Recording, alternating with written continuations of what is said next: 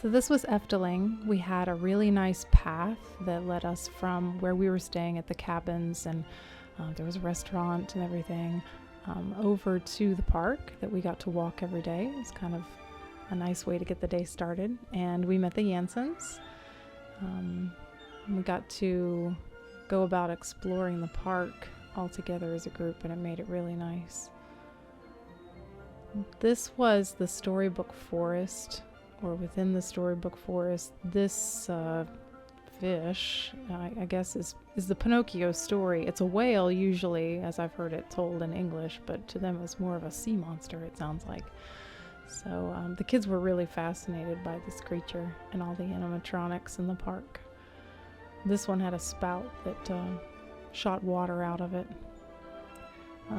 Along in the storybook forest, as you take the paths, there are a lot of little houses and buildings for the stories. This is a wolf and the goats. So the wolf is trying to get in to eat the goats. And all of the creatures on the inside were animatronic. There were all kinds of little things to discover. This is a dragon. I thought was very clever because it has a tongue that's made of rubber, which had a very nice effect in, the movement of the dragon. And of course the steam comes out of its nostrils because of course he's fire breathing. That's what dragons are. But there's that rubber tongue that just has a nice effect.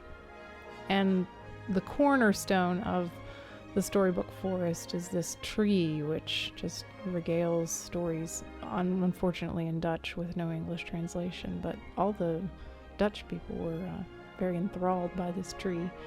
You can tell a lot of people stopped to sit around and listen to the stories.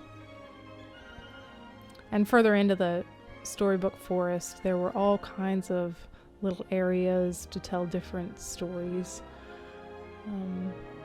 The kids liked this area because it was very open and a lot of seating, and still some stories going on. These trumpeters announced various their stories. This is the wall food, or an automatique, that Yolanda was nice enough to show me, and kind of went over everything that they had, all various meat dishes, and kind of a nice thing.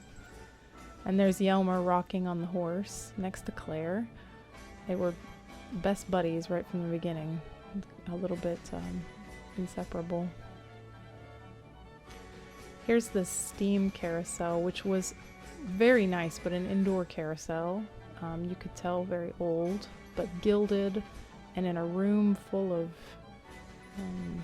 elaborate paintings and gilding, and just so beautiful, especially lit up like that, and it played really lovely music. And that was the common theme at Efteling. The music was not this tinny kind of music, but really just great music. This is the Droomvlucht that was, kind of going through a fairyland.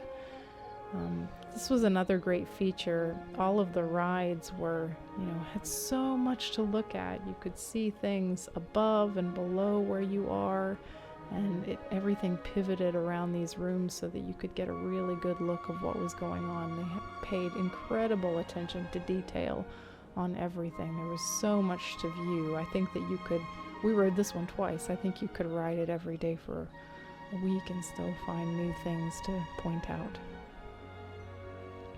There was a unicorn here that Claire was particularly enchanted by.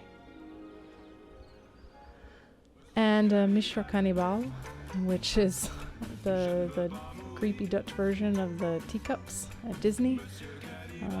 But you're riding around in pots. Probably wouldn't fly in the US for various reasons, but a nice quirky thing to find at Efteling. There were a whole lot of people at the park, but we were just so happy to be there and so happy to get the chance to go to this really great vacation spot.